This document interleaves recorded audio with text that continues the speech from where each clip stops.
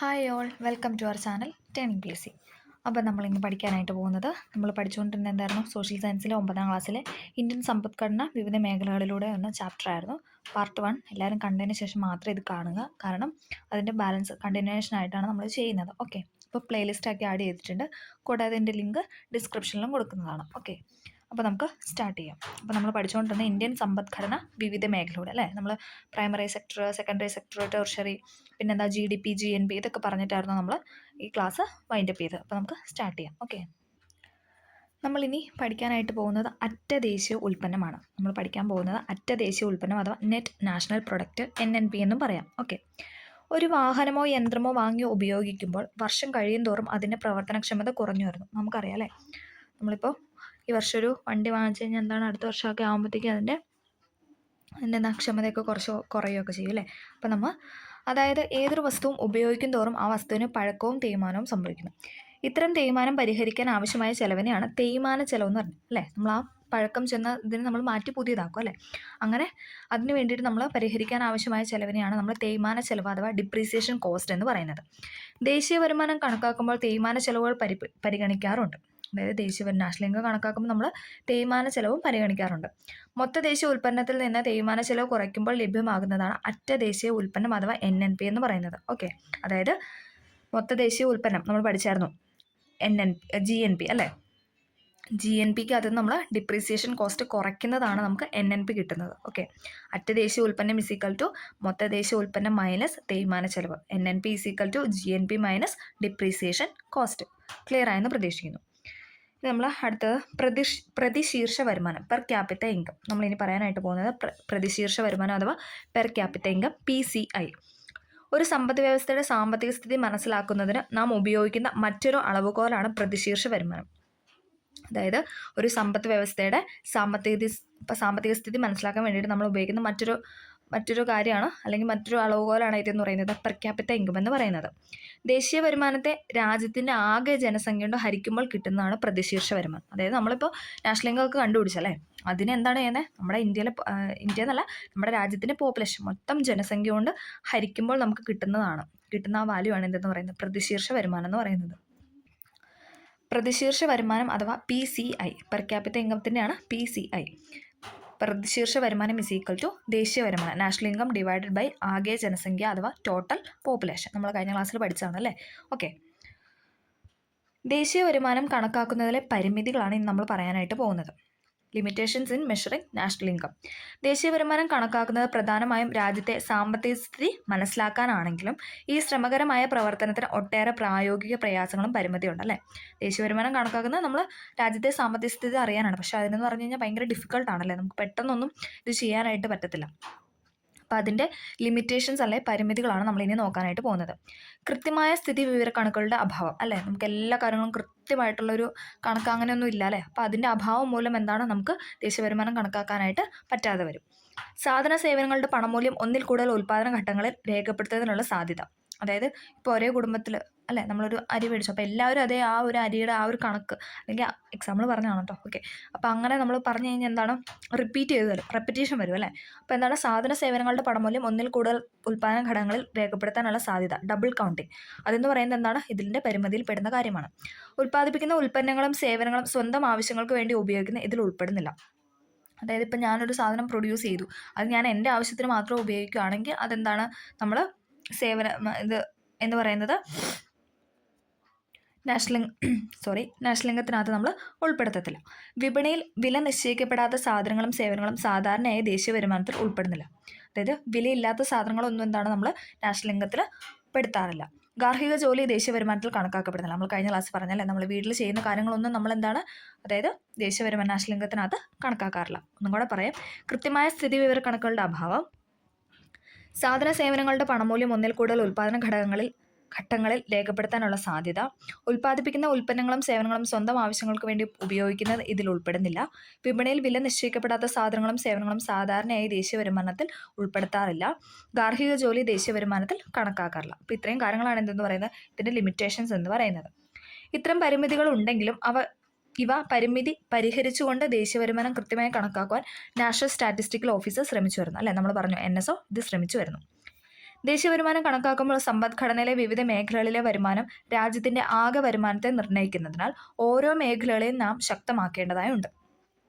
ദേശീയ വരുമാനത്തിലേക്കുള്ള പ്രാഥമിക, ദ്വിതീയ, തൃതീയ മേഖലകളുടെ സംഭാവന നാം മേഖല തിരിച്ച് വിലയിരുത്തേണ്ടതുണ്ട്. നമ്മൾ പറഞ്ഞായിരുന്നു അല്ലേ, കഴിഞ്ഞ പാർട്ട് 1 നമ്മൾ പറഞ്ഞായിരുന്നു.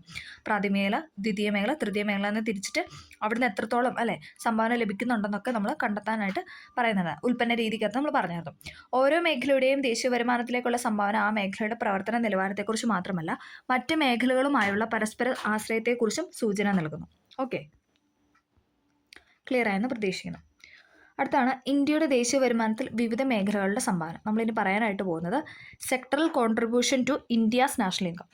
2015 ജനുവരി മുതൽ നാഷണൽ സ്റ്റാറ്റിസ്റ്റിക്കൽ ഓഫീസ് ഇന്ത്യൻ സമ്പദ്ഘടനയുടെ വിവിധ മേഖലകളുടെ സംഭാവന കൃത്യമായി കണക്കാക്കുന്നതിന് മൊത്ത വർദ്ധിത മൂല്യം ഓർ മൊത്ത സംയോജിത മൂല്യം, അതായത് ഗ്രോസ് വാല്യൂ ആഡഡ് ഉപയോഗിച്ച് തുടങ്ങി. അതിനു മുൻപ് മൊത്ത ആഭ്യന്തര ഉൽപ്പന്നത്തിൽ, അതായത് GDP ആയിരുന്നു മേഖലാതല സംഭാവനകൾ കണക്കാക്കിയിരുന്നത്.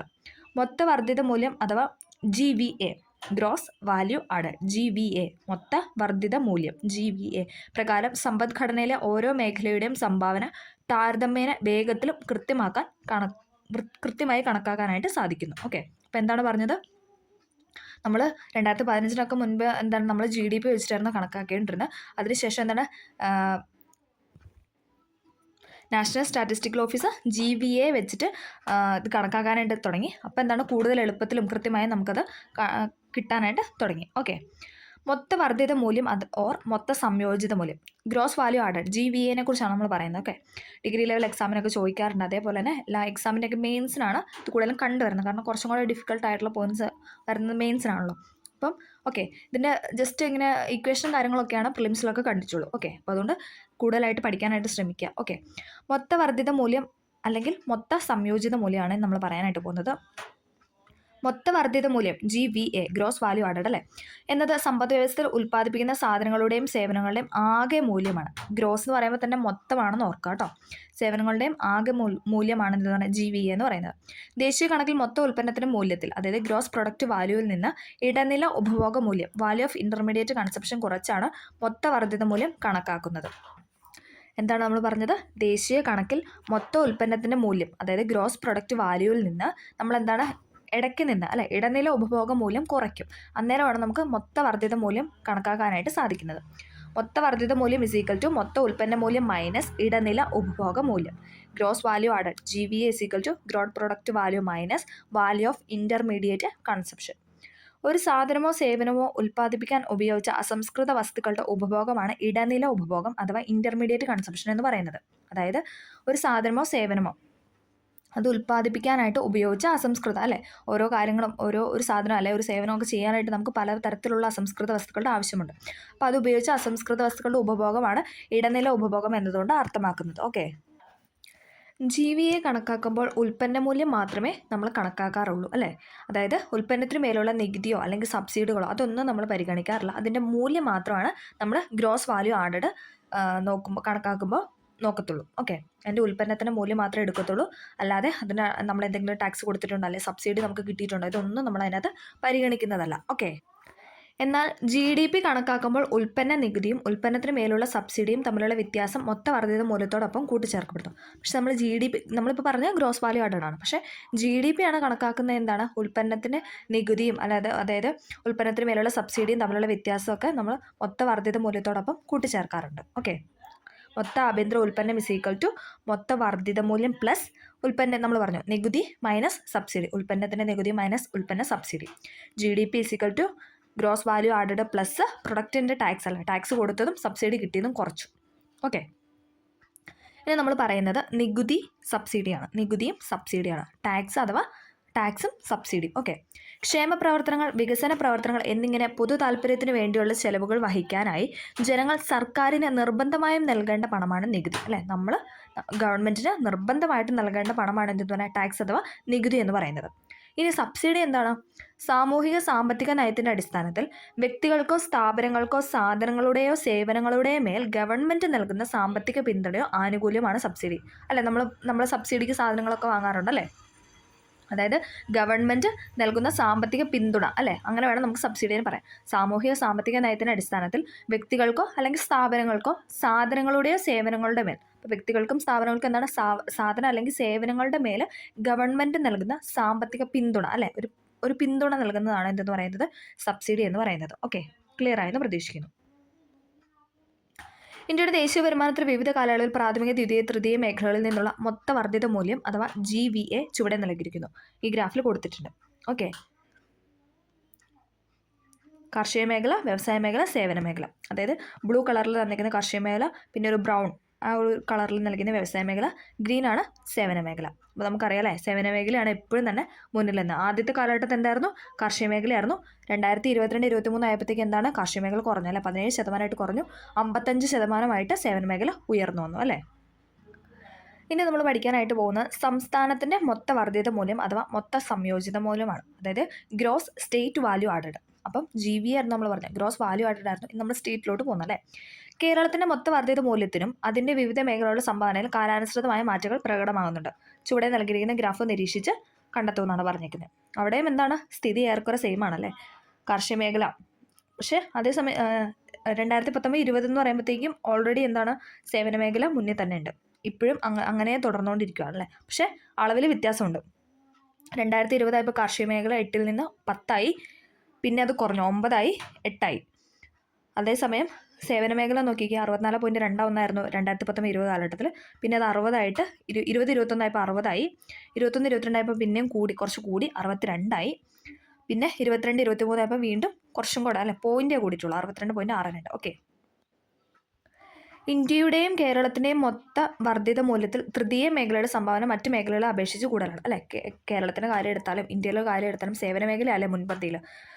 ആരോഗ്യ മേഖലയുടെയും വിദ്യാഭ്യാസ മേഖലയുടെയും പുരോഗതി ഉറപ്പാക്കിക്കൊണ്ടുള്ള പ്രവർത്തനങ്ങൾ, രാജ്യത്തിൻ്റെ വ്യാപാര വാണിജ്യ മേഖലകളെ മുന്നോട്ട് നയിക്കുന്ന ബാങ്കിങ്, ഇൻഷുറൻസ് സംവിധാനങ്ങളുടെ വളർച്ച, ഗതാഗത വാർത്താവിനിമയ മേഖലകളുടെ വളർച്ച, വിനോദസഞ്ചാര മേഖലയുടെ വളർച്ച, അറിവധിഷ്ഠിത വ്യവസായങ്ങളുടെ വളർച്ച, ഇതൊക്കെയാണ് തൃതീയ മേഖലയിൽ, അതായത് മുന്നോട്ട് നിൽക്കാനുള്ള കാരണങ്ങൾ എന്ന് പറയുന്നത്.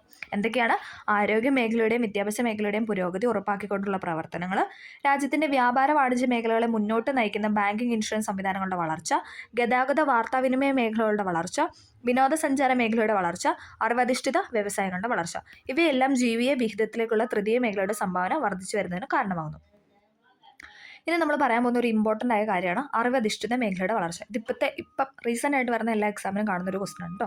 Growth of knowledge sector. ഉൽപ്പാദന പ്രക്രിയയിൽ ഉപയോഗപ്രദമാകുന്ന ചില വ്യക്തിഗത പ്രത്യേകതകളാണ് മനുഷ്യ മൂലധനം എന്നതുകൊണ്ട് അർത്ഥമാക്കുന്നത്.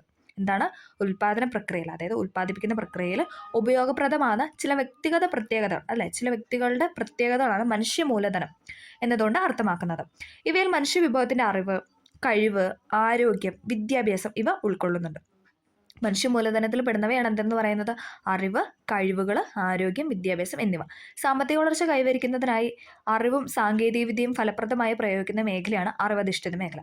അതായത് സാമ്പത്തിക വളർച്ച, അല്ലേ, നമ്മളിപ്പോൾ പറഞ്ഞുകൊണ്ടിരിക്കുന്നത് തന്നെ സാമ്പത്തികമായിട്ട് വളരാനുള്ള കാര്യങ്ങളാണ്. അപ്പോൾ സാമ്പത്തിക വളർച്ച കൈവരിക്കാൻ വേണ്ടിയിട്ട് എന്താണ്, അറിവും സാങ്കേതികവിദ്യയും ഫലപ്രദമായി എങ്ങനെ പ്രയോഗിക്കാം, അതിനെക്കുറിച്ച് പറയുന്ന അതിനെക്കുറിച്ച് പറയുന്ന മേഖലയാണ് ഇതെന്ന് പറയുന്നത് അറിവധിഷ്ഠിത മേഖല. പേര് തന്നെ ഉണ്ടല്ലേ, അറിവധിഷ്ഠിത മേഖല, അറിവും സാങ്കേതികവിദ്യയും ഫലപ്രദമായി ഉപയോഗിക്കാൻ വേണ്ടിയിട്ട്. ഓക്കെ, ആധുനിക സാങ്കേതിക വിദ്യയും വിവരവിനിമയ സാധ്യതകളും ഇന്ന് അറിവ് സമ്പദ്ക്രമ അഥവാ നോളജ് എക്കോണമി എന്ന തലത്തിലേക്ക് വളർന്നു വികസിച്ചിട്ടുണ്ട്, അല്ലേ.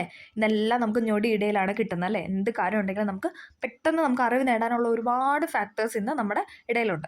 തൃതീയ മേഖലയുടെ ഭാഗമായ അറിവ് അടിസ്ഥാനമാക്കിയുള്ള സേവനങ്ങളുടെ വളർച്ച ഇന്ന് വലിയ തോതിൽ നടക്കുന്നുണ്ട്. ആഗോളതലത്തിൽ സോഫ്റ്റ്വെയർ സേവനം ലഭ്യമാക്കുന്ന തരത്തിൽ ഇന്ത്യയുടെ വിവരവിനിമയ സാങ്കേതികവിദ്യ വികാസം പ്രാപിച്ചിട്ടുണ്ട്. ഇന്ത്യയുടെ ജനസംഖ്യയുടെ 65% ഉള്ള 35 വയസ്സിൽ താഴെ വരുന്ന ജനസമൂഹത്തിന് മുന്നിൽ ഇതൊരു വലിയ അവസരവും സാധ്യതയും കൂടിയാണ്. ഓക്കെ,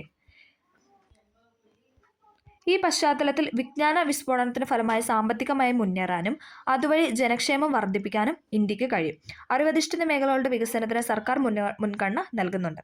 കേരള സർക്കാർ ആരംഭിച്ച ടെക്നോ പാർക്ക്, ഇൻഫോ പാർക്ക് ഇതൊക്കെ ഇതിന് എക്സാമ്പിളാണ്. ഓക്കെ, അതായത് അറിവധിഷ്ഠിത മേഖലകളുടെ വികാസനത്തിനായി സർക്കാരും, അല്ലേ, ഓരോ ഗവൺമെൻറ്റും എന്താണ് മുൻഗണന നൽകുന്നുണ്ട്. അപ്പോൾ കേരളത്തിലുള്ളതാണ് എന്ന് പറയുന്നത് ടെക്നോ പാർക്ക്, ഇൻഫോ പാർക്ക്. നമുക്കറിയാം, അല്ലേ, ടെക്നോ പാർക്ക്, ഇൻഫോ പാർക്ക് എന്നൊക്കെ പറയുന്നത് ഇതിന് എക്സാമ്പിളാണ്, അറിവധിഷ്ഠിത കാര്യങ്ങൾക്കുള്ള എക്സാമ്പിളാണ്.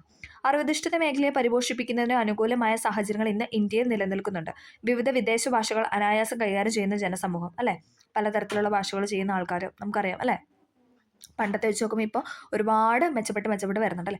മെച്ചപ്പെട്ട ശാസ്ത്ര സാങ്കേതിക വളർച്ച, വിപുലമായ സർക്കാർ സഹകരണ സ്വകാര്യ മേഖലകൾ, അനുദിനം വികസിച്ചുകൊണ്ടിരിക്കുന്ന വിപണികൾ തുടങ്ങിയവയെല്ലാം തന്നെ അറിവധിഷ്ഠിത മേഖലയെ വികസിപ്പിക്കുന്നതിനും അതുവഴി ദേശീയ വരുമാനത്തിൽ തൃതീയ മേഖലകളുടെ സംഭാവന പരിപോഷിപ്പിക്കപ്പെടുന്നതിനും കാരണമാകുന്നുണ്ട്. ഓക്കെ, ഇതൊക്കെ നമുക്ക് അറിയാവുന്ന പോയിന്റ്സ് ആണ് അല്ലേ.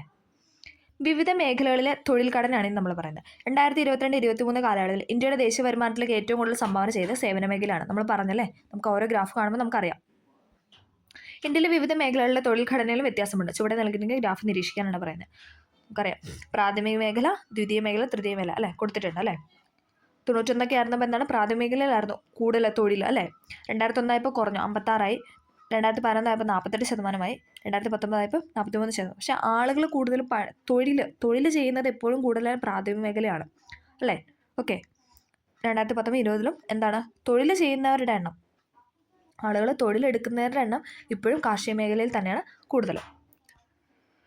രാജ്യത്തിൻ്റെ സാമ്പത്തിക വളർച്ചയുടെ വിവിധ ഘട്ടങ്ങളിൽ വിവിധ മേഖലകൾക്കുള്ള ആപേക്ഷിക പ്രാധാന്യത്തിൽ മാറ്റം വരുന്നതായി നമുക്ക് കാണാനായിട്ട് സാധിക്കും. ഇതാണ് ഘടനാപരമായ പരിവർത്തനം അഥവാ സ്ട്രക്ചറൽ ട്രാൻസ്ഫോർമേഷൻ എന്നതുകൊണ്ട് ഉദ്ദേശിക്കുന്നത്. വിവിധ മേഖലകൾ നൽകുന്ന സംഭാവനയിലും അവ ലഭ്യമാക്കുന്ന തൊഴിലവസരങ്ങളിലും ഉണ്ടാകുന്ന മാറ്റമാണ് ഇതുകൊണ്ട് അർത്ഥമാക്കുന്നത്. നമ്മൾ പറയാനായിട്ട് പോകുന്നത് സംഘടിത അസംഘടിത മേഖല, ഓർഗനൈസ്ഡ് ആൻഡ് അൺഓർഗനൈസ്ഡ് സെക്ടർ. തൊഴിൽ മേഖലയിൽ സംഘടിത മേഖല, അസംഘടിത മേഖല എന്നിങ്ങനെ 2 വിഭാഗങ്ങൾ നിലനിൽക്കുന്നുണ്ട്. കൃത്യമായ നിയമവ്യവസ്ഥയ്ക്ക് കീഴിൽ പ്രവർത്തിക്കുകയും തൊഴിലാളികൾക്ക് സുരക്ഷിതമായ തൊഴിൽ സാഹചര്യം ഉറപ്പു നൽകുകയും അവരുടെ അവകാശങ്ങൾ സംരക്ഷിക്കുകയും ചെയ്ത സംരംഭങ്ങളും പ്രവർത്തനങ്ങളും ഉൾപ്പെടുന്ന മേഖലയാണ് സംഘടിത മേഖല. എന്താണ്, കൃത്യമായ നിയമവ്യവസ്ഥ അല്ലേ, അവിടെ ഒരു കറക്റ്റായിട്ടുള്ള നിയമാവലി ഉണ്ട്. കൃത്യമായ നിയമവ്യവസ്ഥയ്ക്ക് കീഴിൽ പ്രവർത്തിച്ചു വരികയും തൊഴിലാളികൾക്ക് സുരക്ഷിതമായ തൊഴിൽ സാഹചര്യം ഉറപ്പു നൽകുകയും അവരുടെ അവകാശങ്ങൾ സംരക്ഷിക്കുകയും ചെയ്യുന്ന സംരംഭങ്ങളും അതോടൊപ്പം പ്രവർത്തനങ്ങളും ഉൾപ്പെടുന്ന മേഖലയാണ് നമ്മൾ എന്തെന്ന് പറയുന്നത്, സംഘടിത മേഖല അഥവാ ഓർഗനൈസ്ഡ് സെക്ടർ. ആ പേര് തന്നെ ഉണ്ടല്ലേ, എല്ലാം ഓർഗനൈസ് ആയിട്ടുള്ള കാര്യങ്ങൾ പോകുന്നു. ഓക്കെ, കമ്പനി നിയമം, ഫാക്ടറി നിയമം, societies act, co operative act തുടങ്ങിയ ഏതെങ്കിലും നിയമം അനുസരിച്ച് രജിസ്റ്റർ ചെയ്ത് അവയുടെ നിയമങ്ങൾക്ക് വിധേയമായി പ്രവർത്തിക്കുന്ന തൊഴിൽ മേഖലയാണ് ഇതെന്ന് പറയുന്നത്. അതായത് ഓർഗനൈസ്ഡ് സെക്ടർ എന്ന് പറയുന്നത് എന്താണ്, ഒന്നെങ്കിൽ ഒരു കമ്പനി നിയമം, അല്ലെങ്കിൽ ഒരു ഫാക്ടറി നിയമം, societies act, co operative act തുടങ്ങിയ ഏതെങ്കിലും ഒരു നിയമം അനുസരിച്ച് രജിസ്റ്റർ ചെയ്തിട്ടുണ്ടാകും. അതിൻ്റെ നിയമങ്ങൾക്ക് വിധേയമായി പ്രവർത്തിക്കുന്ന തൊഴിൽ മേഖലയാണ് ഓർഗനൈസ്ഡ് സെക്ടർ എന്ന് പറയുന്നത്. ഏത് നിയമപ്രകാരമാണോ രജിസ്റ്റർ ചെയ്യപ്പെട്ടതായ നിയമത്തിൽ അനുശാസിക്കുന്ന വ്യവസ്ഥകളെല്ലാം പാലിക്കുവാൻ സംഘടിത മേഖലയിലെ തൊഴിൽ യൂണിറ്റുകൾ ബാധ്യസ്ഥരാണ്. അതായത് ഏത് നിയമപ്രകാരമാണോ രജിസ്റ്റർ ചെയ്യപ്പെട്ടത്, ഇപ്പം കമ്പനി നിയമത്തിലാണെങ്കിൽ ആ നിയമത്തിൽ അനുശാസിക്കുന്ന വ്യവസ്ഥ ചെയ്യാൻ നമ്മൾ ബാധ്യസ്ഥരാണ്. ഇനിയിപ്പോൾ അത് കോപ്പറേറ്റീവ് ആക്ട് ആണെങ്കിൽ അതിൽ ഏത് നിയമത്തിലാണ് അനുശാസിക്കുന്നത് ആ വ്യവസ്ഥകളെല്ലാം പാലിക്കാൻ സംഘടിത മേഖലയിലെ തൊഴിൽ യൂണിറ്റുകൾ ബാധ്യസ്ഥരാണ്. നമ്മൾ പറയുന്നത് അസംഘടിത മേഖല അഥവാ അൺഓർഗനൈസ്ഡ് സെക്ടർ. അസംഘടിത മേഖല എന്നത് ഏതെങ്കിലും നിയമവ്യവസ്ഥയ്ക്ക് കീഴിൽ അല്ലാത്തതോ സ്ഥിരമായ കണക്കുകൾ സൂക്ഷിക്കാത്തതോ ആയ സംരംഭങ്ങളും പ്രവർത്തനങ്ങളും ഉൾപ്പെടുന്ന മേഖലയാണ്. എന്താണ്, അസംഘടിത മേഖല എന്നത് ഏതെങ്കിലും നിയമവ്യവസ്ഥയ്ക്ക് കീഴിൽ അല്ലാത്തതോ സ്ഥിരമായ കണക്കുകൾ സൂക്ഷിക്കാത്തതോ ആയ സംരംഭങ്ങളും പ്രവർത്തനവും ഉൾപ്പെടുന്ന മേഖലയിലാണ് നമ്മൾ അൺഓർഗനൈസ്ഡ് സെക്ടർ എന്ന് ഉദ്ദേശിക്കുന്നത്. ഓക്കെ, ഇനി നമ്മൾ അവരുടെ സവിശേഷതകളാണ് പറയാൻ പോകുന്നത്. സംഘടിത മേഖലയുടെയും അസംഘടിത മേഖലയുടെയും സവിശേഷത. സംഘടിത മേഖല എന്ന് പറയുമ്പോൾ രജിസ്റ്റർ ചെയ്യപ്പെട്ട തൊഴിൽ മേഖല, സ്ഥിരം തൊഴിൽ ഉറപ്പ് നൽകുന്നു, താരതമ്യേന കൂടുതൽ ശമ്പളമാണ്, തൊഴിൽ സുരക്ഷിതത്വം ഉറപ്പ് നൽകുന്നുണ്ട്. ഇനി അസംഘടിത മേഖലയാണെങ്കിലോ, രജിസ്റ്റർ ചെയ്യപ്പെടാത്ത തൊഴിൽ മേഖലയാണ്, സ്ഥിരം തൊഴിൽ ഉറപ്പ് നൽകുന്നില്ല, താരതമ്യേന കുറഞ്ഞ ശമ്പളമാണ്, തൊഴിൽ സുരക്ഷിതത്വം ഇല്ല. ഓക്കെ, ഇനി അസംഘടിത മേഖലയെ നേരിടുന്ന പ്രശ്നങ്ങളാണ് നമ്മൾ പറയുന്നത്. Problems faced by unorganised sector. സുരക്ഷിതമല്ലാത്ത തൊഴിലിടങ്ങൾ, ദീർഘമായ തൊഴിൽ സമയം, കുറഞ്ഞ വേതനം തുടങ്ങിയ ധാരാളം പ്രശ്നങ്ങൾ അസംഘടിത മേഖലയെ തൊഴിലാളികൾ അനുഭവിച്ചുകൊണ്ടിരിക്കുന്നു. ഇത് ഇത്തരം തൊഴിലാളികളെ മികച്ച മാനവ വിഭവമാക്കി മാറ്റിയെടുക്കുന്നതിന് തടസ്സമായി നിൽക്കുന്നു. കൂടാതെ ദേശീയ വരുമാനത്തിലേക്കുള്ള ഇവരുടെ സംഭാവന താരതമ്യേന കുറയുന്നതിനും സാമൂഹിക സാമ്പത്തിക അസമത്വം രൂപപ്പെടുത്തുന്നതിനും കാരണമാകുന്നു. അസംഘടിത മേഖലയിൽ ജോലി ചെയ്യുന്നവർ സംഘടിത മേഖലയിൽ തൊഴിലെടുക്കുന്നവരെ അപേക്ഷിച്ച് വിവിധ തരം പിന്നാക്കാവസ്ഥ, അവസരങ്ങളുടെ അഭാവം തുടങ്ങിയ പലതരം പ്രശ്നങ്ങളും അഭിമുഖീകരിക്കുന്നുണ്ട്. ഇത് വിവിധ തരത്തിലുള്ള അസമത്വത്തിലേക്ക് നയിക്കുന്നു. ഇവ ലഘൂകരിക്കുന്നതിനായി കേന്ദ്ര സംസ്ഥാന സർക്കാരുകൾ നിരവധി നിയമങ്ങൾ നടപ്പിലാക്കി വരുന്നു. അവയിൽ പ്രധാനപ്പെട്ട നമുക്കൊന്ന് നോക്കാം. ആദ്യത്തേതാണ് അസംഘടിത തൊഴിലാളികളുടെ സാമൂഹിക സുരക്ഷാ നിയമം 2008, the unorganised workers social security act 2008. അസംഘടിത തൊഴിലാളികളുടെ സാമൂഹ്യ സുരക്ഷാ നിയമം 2008. അസംഘടിത തൊഴിലാളികളുടെ ആരോഗ്യ സംരക്ഷണം, പ്രസവാനുകൂല്യങ്ങൾ, വാർദ്ധക്യകാല സംരക്ഷണം, വിദ്യാഭ്യാസം, പാർപ്പിടം, വിവിധ സാമൂഹ്യ സുരക്ഷാ ആനുകൂല്യങ്ങൾ എന്നിവ ഉറപ്പുവരുത്തുന്നതിനുള്ള പദ്ധതികൾ രൂപീകരിക്കുന്നതിന് കേന്ദ്ര സംസ്ഥാന സർക്കാരുകൾക്ക് ഈ നിയമം അധികാരം നൽകുന്നു. അപ്പോൾ നമ്മൾ പറഞ്ഞ എന്തായിരുന്നു, അസംഘടിത തൊഴിലാളികളുടെ സാമൂഹിക സുരക്ഷാ നിയമം 2008 അസംഘടിത തൊഴിലാളികളുടെ ആരോഗ്യ സംരക്ഷണം, പ്രസവാനുകൂല്യങ്ങൾ, വാർദ്ധക്യകാല സംരക്ഷണം, വിദ്യാഭ്യാസം, പാർപ്പിടം, വിവിധ സാമൂഹ്യ സുരക്ഷാ ആനുകൂല്യങ്ങൾ ഇതൊക്കെ ഉറപ്പുവരുത്തുന്നതിന് വേണ്ടിയിട്ട് പദ്ധതികൾ രൂപീകരിക്കുന്നതിന് കേന്ദ്ര സംസ്ഥാന സർക്കാരുകൾക്ക് ഈ നിയമം അധികാരം നൽകുന്നു. അടുത്തതാണ് സാമൂഹിക സുരക്ഷാ കോഡ് 2020. ഇതൊന്നും നമുക്ക് പെട്ടെന്ന് അല്ലേ നമുക്ക് കേട്ട് പഠിക്കാനായിട്ട് തോന്നുന്ന പോയിന്റ്സ് ഒന്നും അല്ല, പക്ഷെ എന്നാലും 1-2 വട്ടം ഒന്ന് കേട്ട് എഴുതി ഒന്ന് പഠിക്കാനായിട്ട് ശ്രമിക്കുക. അടുത്ത് നമ്മൾ പറയുന്നതാണ് സാമൂഹിക സുരക്ഷാ code 2020, the code on social security 2020. സംഘടിത അസംഘടിത മേഖലയിൽ ജോലി ചെയ്യുന്ന തൊഴിലാളികളുടെ സാമൂഹ്യ സുരക്ഷിതത്വത്തിന് പ്രാധാന്യം നൽകിക്കൊണ്ട് 2020 രൂപീകരിച്ച നിയമമാണ് സാമൂഹ്യ സുരക്ഷാ കോഡ് 2020. സ്വയം തൊഴിലിൽ ഏർപ്പെടുന്നവർ, വീട്ടുജോലിക്കാർ, ദിവസവേതനക്കാർ, അതിഥി തൊഴിലാളികൾ, ഗിഗ് പ്ലാറ്റ്ഫോം തൊഴിലാളികൾ തുടങ്ങിയവരെല്ലാം ഈ നിയമത്തിൻ്റെ ആനുകൂല്യത്തിന് അർഹരാണ്. ചെറിയൊരു ജലദോഷമുണ്ട്, അതുകൊണ്ടാണ് ഇടയ്ക്ക് സ്കിപ്പായി പോകുന്നത്, ഒന്ന് ക്ഷമിക്കുക കേട്ടോ. ശാരീരിക മാനസിക വെല്ലുവിളികൾ നേരിടുന്ന തൊഴിലാളികൾക്കുള്ള ആനുകൂല്യങ്ങൾ, അപകട ഇൻഷുറൻസ്, പ്രസവാനുകൂല്യങ്ങൾ, സൗജന്യ ചികിത്സാ ആനുകൂല്യങ്ങൾ, വാർദ്ധക്യകാല സംരക്ഷണം എന്നിവ ഈ നിയമത്തിന്റെ പരിധിയിൽ ഉൾപ്പെടുന്നു. ഇത്തരം നിയമങ്ങൾക്ക് പുറമെ തൊഴിലാളികളുടെ കഴിവുകൾ മെച്ചപ്പെടുത്തുക, അവർക്ക് വായ്പകൾ ലഭ്യമാക്കുക, തൊഴിൽ നിയമങ്ങൾ കൂടുതൽ അയവുള്ളതാക്കുക തുടങ്ങിയ മറ്റ് നടപടിക്രമങ്ങളും അസംഘടിത മേഖലയെ ശക്തിപ്പെടുത്തുന്നതിനായി സർക്കാർ നടപ്പിലാക്കി വരുന്നു. ഓക്കെ, നമ്മൾ പറയുന്നതാണ് ഗിഗ് പ്ലാറ്റ്ഫോം തൊഴിലാളികൾ. സാമൂഹ്യ സുരക്ഷാ കോഡ് 2020 ഒരു ഗിഗ് തൊഴിലാളിയെ നിർവചിച്ചിരിക്കുന്നത് ഇപ്രകാരമാണ്. നമുക്ക് എന്താണെന്ന് നോക്കാം.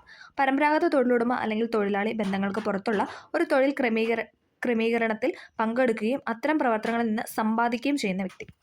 അവരുടെ സവിശേഷത കൊടുത്തിട്ടുണ്ട്. ഗിഗ് പ്ലാറ്റ്ഫോം തൊഴിലാളികൾക്ക് ആവശ്യാനുസരണം കമ്പനികളുമായി ഔപചാരിക കരാറിൽ ഏർപ്പെടാനായിട്ട് സാധിക്കുന്നു. താൽക്കാലികവും സമയബന്ധിതമായി പൂർത്തിയാക്കേണ്ട തൊഴിലുകളാണ്.